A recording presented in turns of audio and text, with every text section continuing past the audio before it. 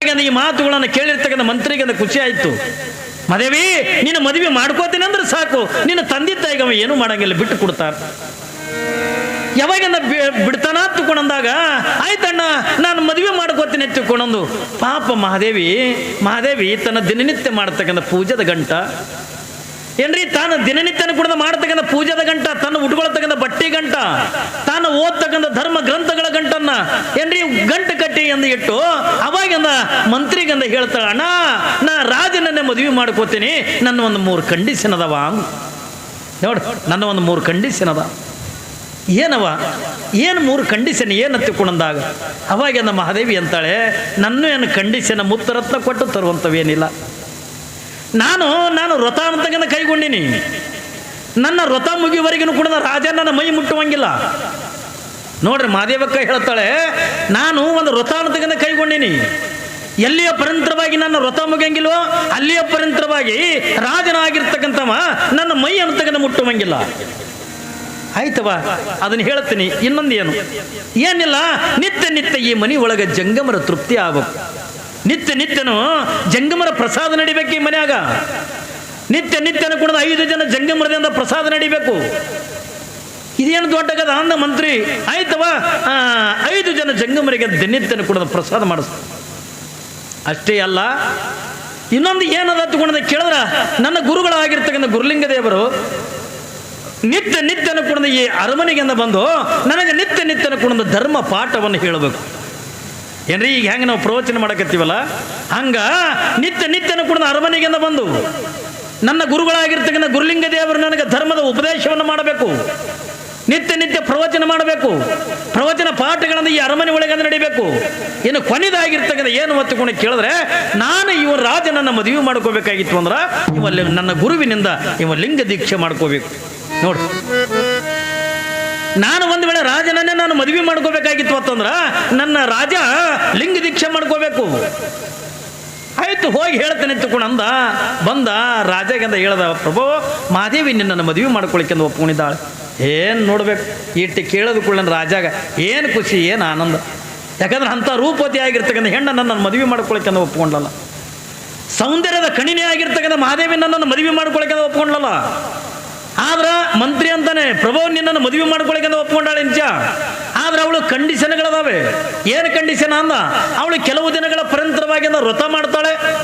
ಅವಳು ವ್ರತ ಮುಗಿಯವರೆಗೂ ಕೂಡ ಅವಳು ಶರೀರನಿ ಮುಟ್ಟುವಂಗಿಲ್ಲ. ನಿತ್ಯನೂ ಕೂಡ 5 ಜನ ಜಂಗಮರಿಗೆ ಪ್ರಸಾದ ಮಾಡಿಸ್ಬೇಕು. ಪ್ರತಿನಿತ್ಯನೂ ಕೂಡ ಅವ್ರ ಗುರುಗಳಾಗಿರ್ತಕ್ಕಂಥ ಗುರುಲಿಂಗ ದೇವರು ಬಂದು ಇಲ್ಲಿ ಏನು ಮಾಡಬೇಕು, ಪಾಠ ಪ್ರವಚನವನ್ನು ಮಾಡಬೇಕು. ಇನ್ನು ಕೊನೆದಾಗ್ಯದ ಏನಲ್ಲ, ನೀವಂದ ಗುರುವಿನಿಂದ ಲಿಂಗ ದೀಕ್ಷೆ ಅಂತಕ್ಕಂಥ ಮಾಡ್ಕೋಬೇಕು. ಇವ ಅಂದ ಅವೆಲ್ಲ ಮುಂದೆ ನೋಡೋಣ, ಈಗ ಮದುವೆ ಮಾಡ್ಕೊಳಕ್ಕೆ ಒಪ್ಕೊಂಡಳೆಲ್ಲ ಆಯ್ತಾಗಿನ ಕಂಡೀಷನ್ಗೆ ನಾವು ಒಪ್ಕೊಂಡೆ ಅಂತ ಹೇಳಿ ಕರ್ಕೊಂಬ ಹತ್ತಿಕೊಂಡಂದ. ಇವ ಮಂತ್ರಿ ಹೋಗೋದ್ರಾಗ ಎಲ್ಲ ಗಂಟೆ ಕಟ್ಟಿ ತಲೆ ಮೇಗಿಂದ ಇಟ್ಕೊಂಡಿದ್ಲು. ಏನ್ರಿ ಮಹಾದೇವಿ ಅರಮನೆ ಮುಂದೆ ಬರೋದ್ರೊಳಗೆ ಏನ್ರಿ ರಾಜನಾಗಿರ್ತಕ್ಕಂಥ ಕೌಶಿಕ ಮಹಾರಾಜ ಯಾವಾಗಿಂದ ಮಹಾದೇವಿಯ ತಂದೆ ತಾಯಿಯನ್ನು ಹೊರಗೆ ಬಿಟ್ಟಿದ್ದ. ಇನ್ನು ಏನಕ್ಕೆ ಮಹಾದೇವಿ ಒಳಗೆ ಕಾಲಿಡ್ಬೇಕನ್ನೋದ್ರೊಳಗಾಗಿ ತಂದೆ ತಾಯಿ ಮೈಯೆಲ್ಲ ಬಾಸುಂಡೆ. ಏನ್ರಿ ಒಂದು ಕಡೆಗೆ ಹೊಡೆದಿರ್ತಕ್ಕಂಥ ಏನ್ರಿ ಇದು ಕಾಣಕತ್ತಿದ್ದು ಬರಿಗಳು ಕಾಣಕತ್ತವೆ, ಇನ್ನೊಂದು ಕಡೆಗೆ ಕಾದ ಕಬ್ಬಣದ ಕಡಚಿಗೆಯಿಂದ ಬರಿ ಕೊಡಕತ್ತಿದ್ದ ರಾಜ. ಇದು ಎಲ್ಲವನ್ನು ಕೂಡ ನಾವು ನೋಡಿ ತಾಯಿ ಪಾದಕ್ಕೆಂದು ಬಿದ್ದು ಪಾಪ ಮಹಾದೇವಿ ಅಕ್ಕಂದ ಕಣ್ಣೀರು ಹಾಕ್ಲಿಕ್ಕತ್ತಾಳೆ, ದುಃಖ ಮಾಡಕತ್ತಾಳೆ. ಯಾವಾಗಿಂದ ಕಣ್ಣೀರಾಗ್ತಾಳೆ, ದುಃಖ ಮಾಡ್ತಾಳೆ. ಅಪ್ಪ ನನ್ನಿಂದ ನಿನಗೆ ಈ ಪರಿಸ್ಥಿತಿ ಬತ್ತಲ್ಲ, ಅವ್ವ ನನ್ನಿಂದ ನಿಮಗೆ ಈ ಪರಿಸ್ಥಿತಿ ಬತ್ತಲ್ಲ ಅಂತಕೊಂಡು ತಂದೆ ತಾಯಿ ಮುಖ ನೋಡಿ ತಂದೆ ತಾಯಿ ಕೊರಳಿಗೆ ಬಿದ್ದ ಕಣ್ಣೀರು ಹಾಕ್ಲಿಕ್ಕತ್ತಾಳೆ. ತಂದೆ ತಾಯಿ ಅಂತಾರೆ, ಮಗಳ ನೀನು ಮದುವೆ ಮಾಡ್ಕೊಳಕ್ಕೆ ಯಾಕೆ ಒಪ್ಪಿಕೊಂಡಿ, ಯಾಕೆ ನಮ್ಮನ್ನು ಕೊಂದ್ರೆ ಕೊಲ್ಲೋಲ್ಯಾಕ, ನೀನು ಯಾಕೆ ಮದುವೆ ಮಾಡ್ಕೊಳಕ್ಕೆ ಒಪ್ಪಿಕೊಂಡಿ? ಅವ್ವ ನಿಮ್ಗೆ ಈರುವರ ಕಷ್ಟಗಳನ್ನು ನನ್ನ ಕಣ್ಣಾರೆ ನೋಡಕ್ಕಂದ ಆಗಲಿಲ್ಲವ, ಅದಕ್ಕೆ ನಾನು ಮದುವೆ ಮಾಡ್ಕೊಳಕ್ಕೆ ಒಪ್ಪಿಕೊಂಡೆ. ಯಾವಾಗ ನನಗೆ ಮಾತುಗಳನ್ನು ಹೇಳಿದಾಗ ಆಯ್ತವ ನಾನು ಏನಾರ ಮಾಡ್ಕೋತೀನಿ, ನೀವು ಮನೆಗೆ ನಡ್ರಿ ಎತ್ತುಕೊಂಡು ತಂದೆ ತಾಯಿಗೆ ಕಳಿಸಿಕೊಟ್ಲು. ಮಹಾದೇವಿ ಅರಮನೆಗೆಂದ ಬಂದ್ಲು. ನಿತ್ಯನೂ ಕುಣದ ತನ್ನ ವ್ರತದ ಪೂಜೆ ಅನ್ನತಕ್ಕಂಥದನ್ನು ತ್ರಿಕಾಲ ಲಿಂಗ ಪೂಜೆ ಮಾಡ್ಕೊತ ಒಂದು ಕಡೆಗೆ 5 ಜನ ಜಂಗಮರಿಗೆ ಪ್ರಸಾದ ಮಾಡಿಸ್ತಾ, ಒಂದು ಕಡೆಗೆ ಗುರುಲಿಂಗ ದೇವರಿಂದ ನಿತ್ಯ ಪಾಠ ಪ್ರವಚನ ಅನ್ನತಕ್ಕಂಥದ್ದು ಅರಮನೆ ಒಳಗೆ ನಡೀತು. ಯಾವಾಗ ಹಿಂಗೆಲ್ಲ ನಡೆದಿರ್ತಕ್ಕಂಥ ಪ್ರಸಂಗದೊಳಗೆ ತಿಂಗಳಾಯ್ತು, 2 ತಿಂಗಳಾಯ್ತು, 6 ತಿಂಗಳಾಯ್ತು. ಕೌಶಿಕ ಮಹಾರಾಜ ವಿಚಾರ ಮಾಡ್ತಾನೆ, ಇವಳು ವ್ರತ ಎಂದು ಮುಗಿಬೇಕು. ಕಣ್ಣೆದುರಿಗೆ ಇಂಥ ಸೌಂದರ್ಯವತಿ ಆಗಿರ್ತಕ್ಕಂಥ, ಇಂಥ ರೂಪವತಿ ಆಗಿರ್ತಕ್ಕಂಥ ಹೆಣ್ಣಿನನ್ನ ನನ್ನ ಕಣ್ಣೆದುರಿಗೆ ಇಟ್ಕೊಂಡು ಅವಳಿಗೆ ಮುಟ್ಟಬಾರದು ಬತ್ತಿಕೊಂಡಂದ್ರೆ ಜಗತ್ತು ನಾನು ಏನಂತ ಕರೀಲಿಕ್ಕಿಲ್ಲ. ನಾ ಈ ರಾಜ್ಯವನ್ನು ಆಳತಕ್ಕಂಥ ರಾಜ ನಾನು, ಯೌವನದೊಳಗಿಂದ ಇರ್ತಕ್ಕಂಥ ರಾಜ ನಾನು.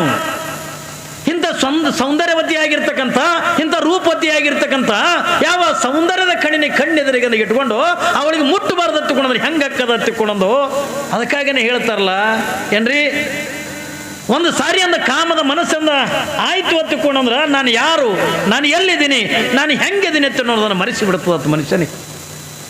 ಕಾಮದ ಆತುರ ಆಯಿತು ಅಂತಂದ್ರೆ ನಾನು ಎಲ್ಲಿದ್ದೀನಿ, ನಾನು ಹೆಂಗದೀನಿ, ನಾನು ಯಾವ ಸ್ಥಾನದೊಳಗಿಂದ ಅದೀನಿ, ಇದು ಎಲ್ಲವನ್ನು ಕೂಡ ಮರೆಸಿ ಬಿಡ್ತದತ್ತೆ. ಇಲ್ಲಿ ರಾಜ ವಿಚಾರ ಮಾಡ್ತಾನೆ, ಇವಳನ್ನು ಮುಟ್ಲಾರ್ದೆ ನಾನು 8 ದಿವಸ ತರಿ ಇರಲಿ, ಇಲ್ಲಿಲ್ಲ ನನ್ನಿಂದ ಆಗಂಗಿಲ್ಲ, ನನ್ನಿಂದ ತಾಳ್ಲಿಕ್ಕಿಂದ ಆಗಂಗಿಲ್ಲ ತಿಳ್ಕೊಂಡು ಬೆಳಗಿನ ಜಾವ ಪಾಪ ತಾಯಿ ತಾನು ಏನ್ರಿ ಮಡಿ ಬಟ್ಟಿ ಉಟ್ಕೊಂಡು ಮಾದೇವಿ ಅಕ್ಕ ಏನು ಮಾಡಕತ್ತಾಳ ತಗೊಂಡೋದಕ್ಕೆ ಕೇಳಿದ್ರೆ ಹಿಂಗೆ ಬಗ್ಗಿ ಆ ಪೂಜೆ ಸಾಮಾನುಗಳನ್ನು ಜೋಡಿಸ್ಕೊಳಿಕತ್ತಾಳ. ಬೇಕಲ್ರಿ ಲಿಂಗ ಪೂಜಕ್ಕೆ ಪತ್ರಿ ಬೇಕು, ಹೂವು ಬೇಕು, ಇದ್ರ ಎಲ್ಲವನ್ನು ಕೂಡ ಜೋಡಿಸ್ಕೊಳಿಕತ್ತಾಳೆ.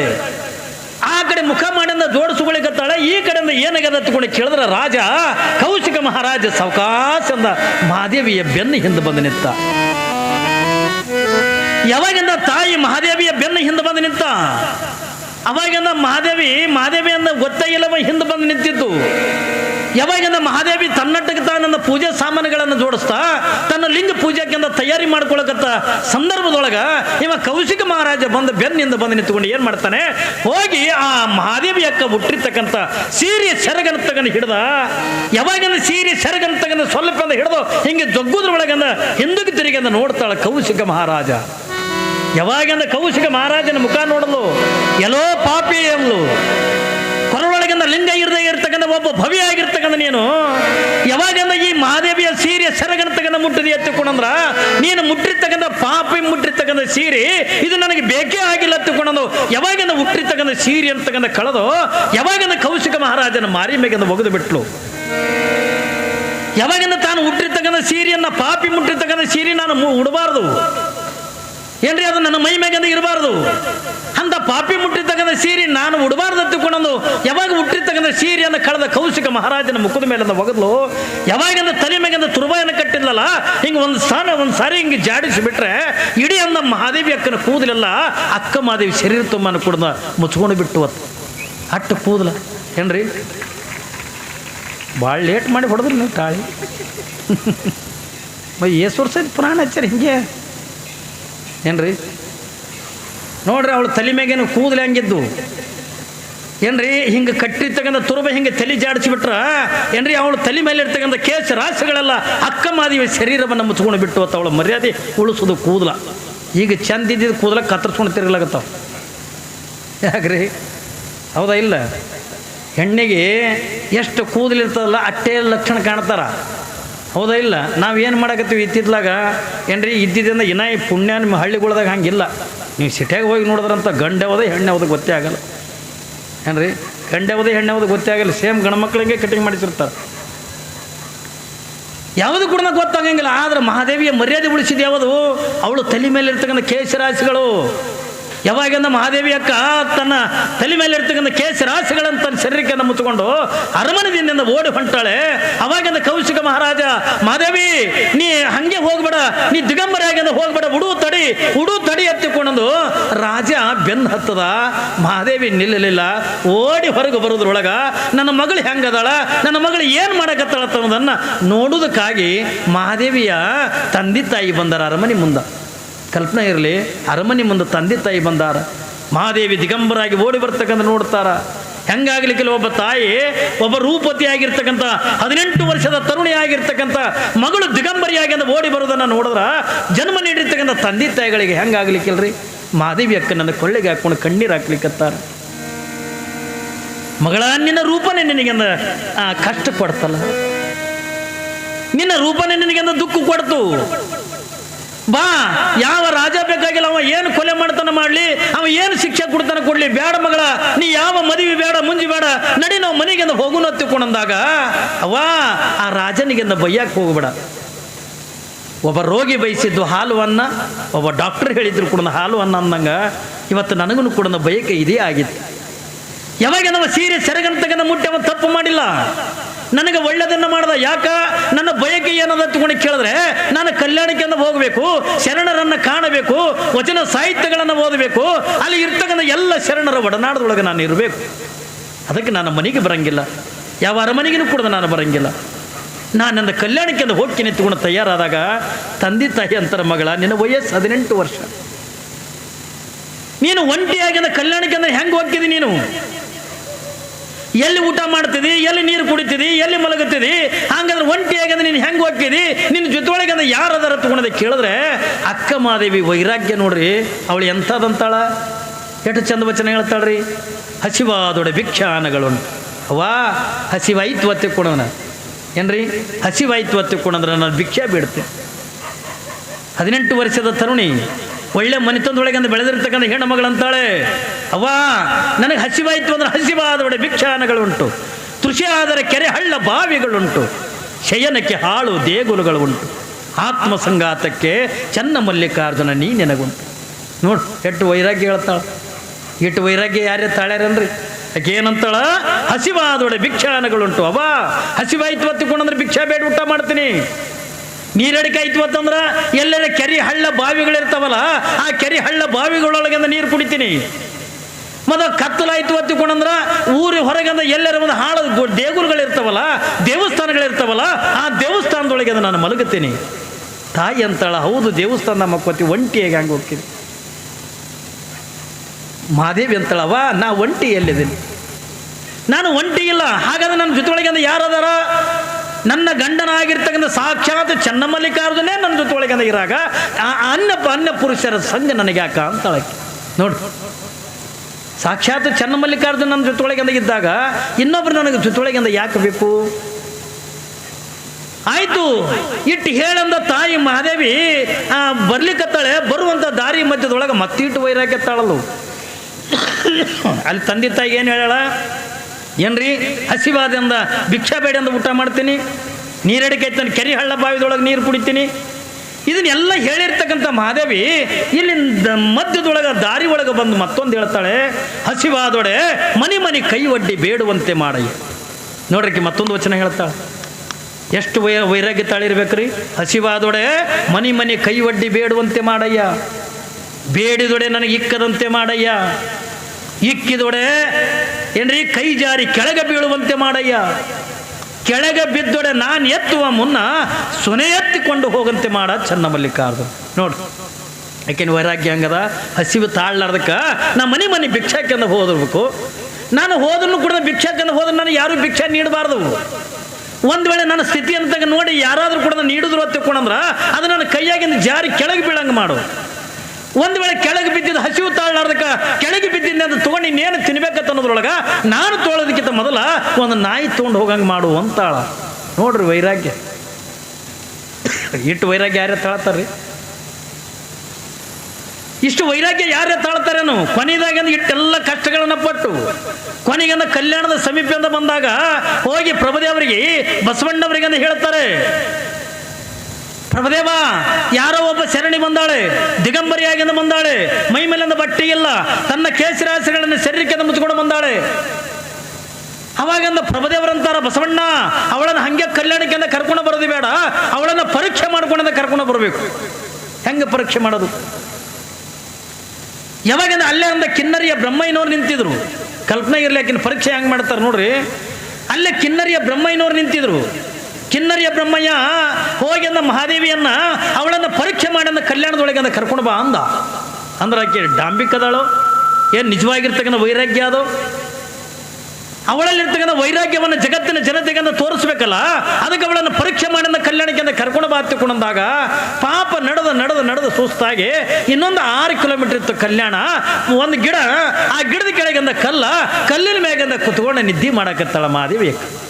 ಹೈರಾಣಕ್ಕದಲ್ರಿ. ಎಲ್ಲಿ ಉಡ್ತಾಡಿ? ಶಿವಮೊಗ್ಗ ಜಿಲ್ಲೆ ಏನ್ರಿ, ಶಿವಮೊಗ್ಗ ಜಿಲ್ಲಾದೊಳಗೆ ಬರ್ತದೆ ಉಡ್ತಾಡಿ. ಎಲ್ಲಿ ಶಿವಮೊಗ್ಗ ಜಿಲ್ಲೆ, ಎಲ್ಲಿ ಬಸವ ಕಲ್ಯಾಣ ಏನ್ರಿ? ಇಲ್ಲಿದಿಲ್ಲ ನಿಮಗಿಂದ ತ್ವಾಡ್ದಂದಿಂದ ಪುರಾಣ ಕೇಳಕ್ಕೆ ಬರೋದಾಗಲ್ದು. ಹಾಂ ಏನ್ರಿ? ಯಾಕೋ ಪುರಾಣಕ್ಕೆ ಬಂದಿರ ಅಂದ ತ್ವಾಡ್ದಾಗಿದ್ದೀವ್ರಿ ಮನಿ ಅಲ್ಲಿ. ಹಾಂ ಉಳ್ಳಾಗಡ್ಡೆಗೆ ಕೂತು ಕೇಳ. ಹಾಂ ಹೌದಾ? ಇಲ್ಲ ಎಲ್ಲಿ ಉಡುತಡೆ 800 ಕಿಲೋಮೀಟ್ರ್ ರೀ, 800 ಕಿಲೋಮೀಟ್ರ್ ಅದ. ಉಡತಡೆದಿಂದ ಬಸವ ಕಲ್ಯಾಣ 8 ಕಿಲೋಮೀಟ್ರ್ ಅದ, 800 ಕಿಲೋಮೀಟ್ರ್ ಅದ. ಅಲ್ಲಿ ದಿನ ದಿಗಂಬರಿಯಾಗಿಂದ ಒಂಟೆ ಹೆಣ್ಮಗಳು ಬರ್ಬೇಕಲ್ರಿ. ಪಾಪ ಆಯಾಸಮಾಗಿ ಗಿಡಕ್ಕೆ ಅಂದ ಬೆನ್ನು ಹಚ್ಚಿ ಕುತ್ಕೊಂಡು ನಿದ್ದೆ ಮಾಡಕತ್ತ. ಕಿನ್ನರಿಯ ಬ್ರಹ್ಮಯ್ಯ ಬಂದ. ಯಾವಾಗಿನ ಕಿನ್ನರಿಯ ಬ್ರಹ್ಮಯ್ಯ ಅಂತಾನೆ, ಯಾರು ನೀನು, ನೀ ಎಲ್ಲಿದಿಂದ ಬಂದಿದಿ, ನೀ ಎಲ್ಲಿಗೆ ಹೋಗಬೇಕಾಗ್ಯದ ಹತ್ತುಕೊಂಡಂದಾಗ ಅವಾಗಿಂದ ಮಹಾದೇವಿ ಅಕ್ಕಂತಳ, ಅಪ್ಪ ನಾನಿಂದ ಶಿವಮೊಗ್ಗ ಜಿಲ್ಲೆ ಉಡುತಡೆದಿಂದ ಬಂದೀನಿ. ಮುಂದೆ ಎಲ್ಲಿಗೆ ಹೋಗ್ಬೇಕು? ನಾನು ಕಲ್ಯಾಣಕ್ಕಿಂದ ಹೋಗಬೇಕು, ಶರಣರನ್ನು ನೋಡಬೇಕು, ನಾನು ಅನುಭವ ಮಂಟಪದೊಳಗಿಂದ ಕೂಡಬೇಕು, ಎಲ್ಲ ಶರಣರ ಒಡನಾಡದೊಳಗಿಂದ ಇರಬೇಕು, ವಚನ ಸಾಹಿತ್ಯವನ್ನು ನಾನು ಅಧ್ಯಯನ ಮಾಡಬೇಕು. ಅವಾಗ ಅವ ಅಂದ, ನಿನಗೆ ತೆಲಿಗಿಲಿ ಕೆಟ್ಟದೇನು ಅಂದ ಕಿನ್ನರಿಯ ಬೊಮ್ಮಯ್ಯ. ಯಾ ಅನುಭವ ಮಂಟಪ, ಯಾ ಬಸವಣ್ಣ, ಯಾ ಪ್ರಭುದೇವ, ಏನು ಅಲ್ಲಿದಿಂದ ಇಲ್ಲಿಗೆ ಅಂದ ದಿಗಂಬರಿಯಾಗಿ ಯಾಕೆ ಬಂದಿದೆ ನೋಡು ನಿನ್ನ ಮುಖ ನೋಡು. ಬಿಸಿಲಾಗಿಂದ ನಡೆದಂದ ನೀ ಇಟ್ಟು ರೂಪವತಿ ಆಗಿರ್ತಕ್ಕಂಥ ಹೆಣ್ಣುಮಗಳು ನೀನು ಬಿಸಿಲಾಗಿಂದ ನಡ್ಕೋತಿ ಅಂದ ಬಂದು ನಿನ್ನ ಮುಖ ಎಟ್ಟಂದು ಸುಟ್ಟು ಹೋಗ್ಯದೆ, ನಿನ್ನ ಶರೀರ ಎಟ್ಟಂದು ಬಾಡಿ ಹೋಗ್ಯದೆ. ಅದಕ್ಕೆ ಇಂಥದ್ದು ಎಲ್ಲ ಯಾಕೆ ಬೇಕಾಗಿತ್ತು ನಿನಗೆ? ನನಗೂ ಕೂಡ ಯೌವನ ಇದೆ, ನೀನು ಕೂಡ 18 ವರ್ಷದ ತರುಣಿ ಇದ್ದೀರಿ, ಯಾಕೆಂದ್ರೆ ಈ ಶರೀರ ತೆಗೆದಿಟ್ಟು ಸಣ್ಣ ಮಾಡ್ತಾ ಎತ್ತುಕೊಂಡಂದಾಗ ಮಹಾದೇವಿ ಅಕ್ಕಂತಾಳೆ, ಕಾಯ ಕರ್ರನೆ ಕಂದಿದರೇನೈ, ಮಾಯ ಮಿರ್ರನೆ ಮಿಂಚಿದರೇನೈ. ಏನ್ರಿ ಮಹಾದೇವಕ್ಕನ ವೈರಾಗ್ಯ ನೋಡ್ರಿ. ಕಾಯ ಕರ್ರನೆ ಕಂದಿದರೇನು, ಮಾಯ ಮಿರ್ರನೆ ಮಿಂಚಿದರೇನು. ಏನ್ರಿ ಚೆನ್ನಮಲ್ಲಿಕಾರ್ಜುನನಿಗೆ ಅರ್ಪಣೆಯಾದ ಈ ಕಾಯ ನಾಯಿ ತಿಂದ್ರೇನು, ನರಿ ತಿಂದ್ರೇನಂತ. ಏನ್ರಿ ಅವಳ ಮಾತು ನೋಡ್ರಿ. ಒಬ್ಬ ಹೆಣ್ಣು ಮಗಳು 18 ವರ್ಷದ ತರುಣಿ, ಅವಳ ಮಾತು ಕೇಳಿದ್ರೆ ನಂಗೆ ಮೈಯಾಗಿಂದ ಉಗ್ರು ಬರ್ತದ. ಇವ್ರು ಬದ್ದವರು ಉಗ್ರು ಬಂದಂಗೆ. ಏನಂತಾಳಕಿ? ಅವ ಅಂತಾನ, ನೋಡು ನಿನ್ನ ಶರೀರ ಎಟ್ಟಂದ ಕರ್ಗಾಗದೆ, ಎಷ್ಟು ಸೊರಗಿದಿ. ಏನ್ರಿ 18 ವರ್ಷದ ತರುಣಿ, ಇಂಥ ರೂಪ ಅಂದ ಚಂದ ಭಗವಂತ ಎಲ್ಲಾನು ಕುಡ್ದು ಕೊಟ್ಟಾನೆ. ಯಾವ ಮಂಟಪ, ಯಾವ ಬಸವಣ್ಣ, ಅದಕ್ಕೆ ನಿನ್ನ ರೂಪ ಅಂದ ಚಂದ ಅಂತ ನೋಡಿ ನಾನು ನಿನ್ನ ಮೇಲೆ ಮನಸ್ಸು ಮಾಡೀನಿ, ನಾನು ನಿನ್ನ ಮದುವೆ ಮಾಡ್ಕೊಳ್ಳೋ ಬಾ ತಿಳ್ಕೊಂಡು ಯಾವಾಗ ನೀವು ಅಂದಾಗ ಅವಾಗಿಂದ ಮಹಾದೇವಿ ಅಕ್ಕಂತಾಳೆ, ಕಾಯ ಕರ್ರನೆ ಕಂದಿದ್ರೇನು, ಕಾಯ ಸುಟ್ಟು ಆದ್ರೇನು, ಕಾಯ ಮಿರ್ರನೆ ಮಿಂಚಿದರೇನು. ಚೆನ್ನಮಲ್ಲಿಕಾರ್ಜುನಿಗೆ ಅರ್ಪಣೆಯಾದ ಕಾಯ ಇದು ನಾಯಿ ತಿಂದ್ರೇನು, ನರಿ ತಿಂದ್ರೇನು ಅಂತಾಳ. ಅಷ್ಟೇ ಅಲ್ಲ ಅಪ್ಪ, ಈ ಶರೀರ ಮೇಲೆ ಈ ರೂಪ ಅಂದ ಚಂದ ನೋಡಿ ನೀ ಇಟ್ಟೆಲ್ಲ ಮೋಹ ಮಾಡಕತ್ತಿದೆಯಲ್ಲ, ನಿಜವಾಗಿರ್ತಕ್ಕಂಥ ಇದು ರೂಪ ನೋಡಿದೇನು ಅಂದ್ಲಕ್ಕೆ. ನಿಜವಾಗಿರ್ತಕ್ಕಂಥ ರೂಪ ನೋಡಿದೇನೇನು? ಇಲ್ಲ ಅಂದ ಕಿನ್ನರಿ ಬೊಮ್ಮಯ್ಯ. ನಿಜವಾಗಿರ್ತಕ್ಕಂಥ ರೂಪ ನಾನು ನೋಡಿಲ್ಲ. ಹಾಗಾದ್ರೆ ನಿನಗೆ ನಿಜವಾಗಿರ್ತಕ್ಕಂಥ ರೂಪ ತೋರಿಸ್ತೀನಿ ನೋಡಿ, ಶರೀರದು ನಿಜವಾಗಿರ್ತಕ್ಕಂಥ ರೂಪ ತೋರಿಸ್ತೀನಿ ಅಂತ ತಿಳ್ಕೊಂಡು ಒಂದು ಕ್ಷಣದಾಗ ಅಕ್ಕ ಮಹಾದೇವಿ ಏನು ಮಾಡ್ತಾಳೆ ತಿಳ್ಕೊಂಡು ಕೇಳಿದ್ರೆ, ತನ್ನ ಒಳಗಿರ್ತಕ್ಕಂಥ ಶರೀರದಿಂದ ಹೊರಗೆ ಹಾಕ್ತಾಳ, ಹೊರಗಿನ ಶರೀರದಿಂದ ಒಳಗೆ ಹಾಕ್ತಾಳ. ಏನ್ರಿ ತನ್ನ ಒಳಗಿನ ಶರೀರದೊಳಗೆ ಐತಲ್ಲ ಅದೆಲ್ಲ ಹೊರಗೆ ಹಾಕಲ್ಲು. ಒಳಗೆ ಏನದೇವ, ಏನದ ನೋಡ್ರಿ ನೀವು ಒಬ್ಬರದಾರೆ. ಹಾಂ ಅಪ್ಪಿ ತಪ್ಪಿ ನಮ್ಮ ಒಳಗಿನ ಶರೀರ ನೋಡಿದ್ರೆ ನಮ್ಮ ಮೂಗು ನಾವೇ ಮುಚ್ಕೋತೀವಿ. ಹೊಲಸ ಎಷ್ಟು ಹೊಲಸದ್ರಿ, ಒಂದು ಕಡೆಗೆ ಮಲದ ಚೀಲ, ಒಂದು ಕಡೆಗೆ ಮೂತ್ರದ ಚೀಲ, ಒಳಗೆ ರಕ್ತ ಮಾಂಸ ಕೀವ. ಏನ್ರಿ ಎಷ್ಟು ಹೊಲಸನ ಅರ್ಥದಂದಿರಿ ನೀವು. ಸುಮ್ಮನೆ ಮ್ಯಾಲೆ ಭಗವಂತಂದ 7 ಪದರಿನ ಚರ್ಮ ಕೊಟ್ಟನ ತಗೊಂಡು ಚಂದ ಕಾಣಕತ್ತೀವಿ, ಹೌದಲ್ರಿ? ಪೇರೆಂಡ್ಲಡಿ ಮ್ಯಾಲೆ ಚರ್ಮ ಕೊಟ್ಟ ಒಂದೇ ಪದರ ಚರ್ಮ ಹೋಗಿತ್ತು ಅಂತಂದ್ರೆ ಅವ್ರಿಗೆ ಏನಂತಾರಲ್ರಿ, ತೊನ್ನ ಏನಂತಾರಲ್ಲ, ಹಾಂ ಅದು ರೋಗ ಅಲ್ಲದು, ಮ್ಯಾಗಿಂದ ಒಂದು ಚರ್ಮ ಇರಂಗಿಲ್ಲ ಅಟ್ಟೆ. ಏನ್ರಿ ಅದು ತೊನ್ನ ಅಂತಾರೆ, ಬಿಳುಪು ಅಂತಾರೆ, ಪಾಂಡ್ರ. ಏನ್ರಿ ಅದಕ್ಕೆ ತೊನ್ನನು ಅಂತಾರ ಅಥವಾ ಅದಕ್ಕೆ ಬಿಳುಪನು ಹೊತ್ಕೊಂಡು ಅಂತಾರ. ಆದ್ರೆ ಅದು ರೋಗ ಅಲ್ಲ, ಜಡ್ ಅಲ್ಲದು. ಮ್ಯಾಲ ಒಂದು ಪದರ ಚರ್ಮ ಇರ್ಲಾರ್ದಕ್ಕಿಂತ ಅಟ್ಟು ಕಾಣ್ತೀವಲ್ಲ, ಇನ್ನು ಅಪ್ಪಿ ತಪ್ಪಿ 7 ಪದರ ಚರ್ಮನ ಕೊಟ್ಟಿದ್ದಿಲ್ಲ ತಿಳ್ಕೊಂಡ್ರ ಹೆಂಗೆ ಕಾಣ್ತಿದ್ದೇವ್ರಿ? ಎಲ್ಲಿ ಮೂಗ, ಎಲ್ಲಿ ಕಿವಿ, ಒಳಗೆಂದು ನೋಡಿದ್ರೆ ಹೇಸಿಗೆ ಅಂದ್ರೆ ಹೇಸಿಗೆ ಅಲ್ರಿ. ಶರೀರದೊಳಗಿಂದ ಪ್ರಾಣ ಹೋದ ಒಂದು ತಾಸಿನೊಳಗಿಂದ ಹೊಲಸು ನಾರ್ಲಕ್ಕೆ ಚಲೋ ಮಾಡ್ತದ. ಇಟ್ಟು ಪದರ ಇದ್ರೂ ನಾರ್ತದಿಲ್ರಿ. ಯಾವಾಗಿಂದ ಅಕ್ಕ ಮಹಾದೇವಿ ತೋರಿಸ್ತಾಳೆ ಒಳಗಿರ್ತಕ್ಕಂಥ ನೋಡು. ಏನ್ರಿ ಮಾಂಸದ ಕುಡಿಕೆ, ಏನ್ರಿ ಮಲಮೂತ್ರದ ಕುಡಿಕೆ, ಎಲುಬಿನ ಹಂದರ, ಏನ್ರಿ ಇದ್ರೊಳಗೆ ಏನದ್ರಿ? ಏನಿಲ್ಲ, ಎಲಿಬಿಂದಿಂದ ಹಂದ್ರದ ಅದ್ರೊಳಗಿಂದ ಒಂದು ಕಡೆಗೆ ಮಲದ ಚೀಲ, ಮೂತ್ರ ಚೀಲ, ರಕ್ತ, ಮಾಂಸ ಇದನ್ನು ಬಿಟ್ಟಂದ ಮತ್ತೇನು ಕುಣದ ಇಲ್ಲ ಅಲ್ಲಿ. ಇಂಥ ಹೇಸಿಗೆ ಆಗಿರ್ತಕ್ಕಂಥ ಶರೀರವನ್ನು ನೆಚ್ಕೊಂಡು ನೀನು ನನ್ನನ್ನು ಮದುವೆ ಮಾಡ್ಕೋತೀನಿ ಅಂತ ಬಂದಿದೆಯಲ್ಲ ಅಣ್ಣ. ನಾನು ನಿನ್ನನ್ನು ಮದುವೆ ಮಾಡ್ಕೊಳಂಗಿಲ್ಲ. ಚನ್ನಮಲ್ಲಿಕಾರ್ಜುನೇ ನನ್ನ ಗಂಡನಾದ ಬಳಿಕ ನಿನ್ನಂಥ ಲೌಕಿಕದ ಗಂಡನ ತೊಗೊಂಡು ನಾನು ಏನು ಮಾಡ್ಲಿತ್ತಿಕೊಳ್ಳೋದು? ಯಾವಾಗಂದ ಒಳಗಿನ ಶರೀರ ತೋರಿಸಲು ತಾಯಿ ಕ್ಷಮ ಮಾಡು. ನಾನಿಂದ ನಿನ್ನನ್ನು ಮದುವೆ ಮಾಡ್ಕೊಳಕ್ಕೆ ಬಂದಿರ್ತಕ್ಕಂಥವನಲ್ಲ, ನಾನು ನಿನ್ನನ್ನು ಕಾಡ್ಲಿಕ್ಕೂ ಬಂದಿರ್ತಕ್ಕಂಥವನಲ್ಲ. ಇದು ಶರಣರ ಆಜ್ಞೆ ಮೇರೆಗೆ ನಿನ್ನನ್ನು ಪರೀಕ್ಷೆ ಮಾಡೋಕ್ಕೆ ಬಂದಿರ್ತಕ್ಕಂಥವ ನಾನು. ಅದಕ್ಕೆ ಬಾ ಕಲ್ಯಾಣಕ್ಕಿಂತ ಬಾ ತಿಳ್ಕೊಂಡು ಅವಾಗಿಂದ ಕಿನ್ನರಿಯ ಬೊಮ್ಮಯ್ಯ ಅವಳನ್ನು ಪರೀಕ್ಷೆ ಮಾಡೋದ ಕರ್ಕೊಂಡು ಹೋದ. ನೋಡ್ರಿ ಎಷ್ಟು ವೈರಾಗ್ಯ ತಾಳ್ಬೇಕಾಗ್ತದ. ಮಲ್ಲಮ್ಮಗಿಂದ ಹೇಳ್ತಾರ, ನೋಡು ಒಂದು ವೇಳೆ ಮದುವೆ ಮಾಡ್ಕೊಳ್ಳಿಲ್ಲ ತಗೊಂಡು ಇಟ್ಟು ಕಷ್ಟಪಡ್ಬೇಕಾಗ್ತದ. ನೀನು ಕಲ್ಯಾಣಕ್ಕಿಂದ ಹೋಗ್ಬೇಕನ್ನಕತ್ತಿದಿ ಏನ್ರಿ, ಶ್ರೀಶೈಲಕ್ಕಿಂದ ಹೋಗ್ಬೇಕನ್ನತ್ತಿದಿ, ಮಲ್ಲಯ್ಯನ ಹೊಲಸು ಹೋಗ್ಬೇಕಂತಿದಿ ಏನ್ರಿ. ಅದಕ್ಕಾಗಿನೇ ಹೇಳ್ತಾರೆ, ಹೆಂಗೆ ನಾವು ತುಪ್ಪ ಕಾಣಬೇಕಾಗಿತ್ತು ಹುಳಿಯ ಹಿಡಿದು ಘೃತವ ಕಾಂಬಂತೆ ಅಂದಂಗೆ ನಾವು ತುಪ್ಪನೇ ಕಾಣಬೇಕಾಗಿತ್ತು ಅಂದ್ರೆ ಮೊದಲ ನಾವು ಹಾಲಿಗಿಂದ ಏನ್ರಿ ಹುಳಿ ಅಂತಕ್ಕಂಥ ಹಿಂಡಿದಾಗ ಮಾತ್ರ ಏನ್ರಿ ಹುಳಿ ಮತ್ತು ಹಾಲು ಎರಡೂ ಒಂದಾದಾಗ ಮಾತ್ರ ನಮ್ಮ ಮುಂದೆ ಒಂದು ತುಪ್ಪ ಸಿಗ್ಲಿಕ್ಕೆ ಹೆಂಗೆ ಕಾರಣ ಹಾಗೆ ನಿನ್ನ ಮದುವೆ ಅಂತಕ್ಕಂಥ ಮಾಡಿಕೊಂಡು ಏನ್ರಿ ಸಂಸಾರ ಅಂತಕ್ಕಂಥದ್ರೊಳಗೆ ಇದ್ದೂ ಕೂಡ ಇರ್ಲಾರ್ದಂಗೆ ಬದುಕು ಮಾಡಿದೆ ಅಂತಂದ್ರೆ ನಿನಗಿಂತ ದೊಡ್ಡ ಶರಣಿ ಯಾರೂ ಇಲ್ಲ. ಇಲ್ಲಿ ಮಲ್ಲಮ್ಮಗೆ ಅಂದ ಹೆಂಗೆ ಅದ ತಿಳ್ಕೊಂಡು ಕೇಳಿದ್ರೆ, ಒಂದು ಕಡೆಗೆ ಮಲ್ಲಯ್ಯನ ಹೊಲಸ್ಕೋಬೇಕನ್ನೋ ಚಿಂತೆ, ಇನ್ನೊಂದು ಕಡೆಗೆ ಅಂದ ತಂದೆ ತಾಯಿ ಮದುವೆ ಮಾಡ್ಕೋಬೇಕು ಮಾಡ್ಕೋ ಅನ್ನಕತ್ತಾರ, ಅದೊಂದು ಚಿಂತೆ. ಆಕಿನ ಜೀವನ ಹೆಂಗಾಗ್ಯದ ತಿಳ್ಕೊಳೋದಕ್ಕೆ ಕೇಳಿದ್ರೆ, ಅದಕ್ಕಾಗಿ ನೀವು ಶರಣರು ಹೇಳ್ತಾರಲ್ಲ, ಕಾಲಲ್ಲಿ ಕಟ್ಟಿದ ಗುಂಡು, ಕೊರಳೋಳು ಕಟ್ಟಿದ ಬೆಂಡು, ತೇಲಲ್ಲಿ ಹೇದು ಬೆಂಡು, ಮುಳುಗಲಿ ಹೇದು ಗುಂಡು, ಇಂತಪ್ಪ ಸಂಸಾರದ ಸೆರದಿಯ ದಾಂಟಿಸಿ ಕಾಲಾಂತಕನೇ ಕಾಯೋ ಕೂಡಲ ಸಂಗಮ ದೈವ. ನೋಡ್ರಿ ಅವ್ರು ಎರಡು ಚಂದ ಹೇಳ್ತಾರ, ಕಾಲಾಗಿಂದ ಕಲ್ಲು ಕಟ್ಕೊಂಡಾನ, ಬೆನ್ನಿಗಿಂದ ಕುಂಬಳಕಾಯಿ ಕಟ್ಕೊಂಡಾನ, ಏನ್ರಿ ದೊಡ್ಡ ಹೊಳೆಯಾಗಿ ಬಿದ್ದಾನ. ಈ ಕಡೆ ಕಲ್ಲು ಅಂತದ ಇವನಿಗೆ ಮುಣಗಿಸ್ಬೇಕಂತದ, ಕುಂಬಳಕಾಯಿ ಅಂತದ ಇವನಿಗೆ ತೇಲಿಸ್ಬೇಕಂತದ, ಎಡ್ಡಕ್ಕರು ಮಧ್ಯದೊಳಗೆ ನಿಂತ್ಕೊಂಡು ಒದ್ದಾಡ್ಲಕತ್ತಾನ. ಹೌದಲ್ರಿ? ಈಗ ನಿಮ್ಮ ಜೀವನ ಹಂಗೆ ಆಗ್ಯದಿಲ್ಲ ಏನ್ರಿ? ನಿಮ್ಮ ಜೀವನ ಹಂಗೆ ಆಗ್ಯದ.